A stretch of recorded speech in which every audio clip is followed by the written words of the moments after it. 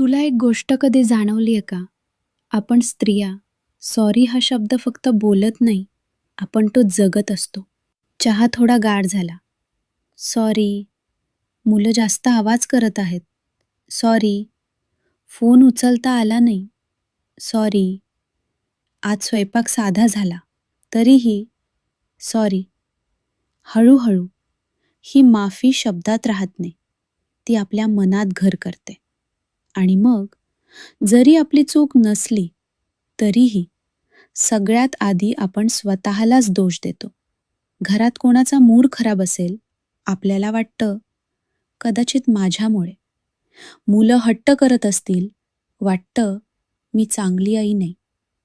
थकल्यासारखं वाटलं तर मन म्हणतं मी इतक्यात कशी थकले. आणि हे सगळं कोणी आपल्याला शिकवत नाही.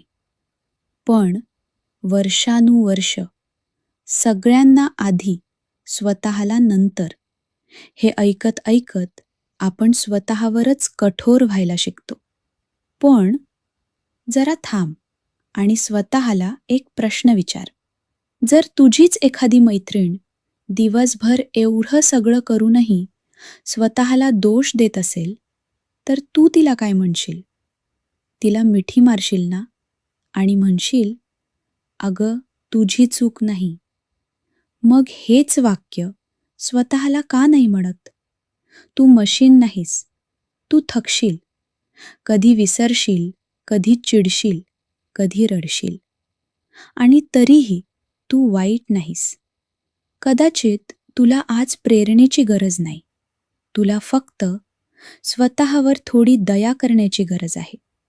कारण इतक्या वर्षात सगळ्यांनी तुला समजून घ्यावं याची वाट बघितलीस. आज एकदा स्वतःच स्वतःला समजून घे. आरशात बघ आणि अगदी हळू आवाजात म्हण, माझ्याकडून चुका होऊ शकतात. मी थकू शकते. आणि तरीही मी पुरेशी आहे.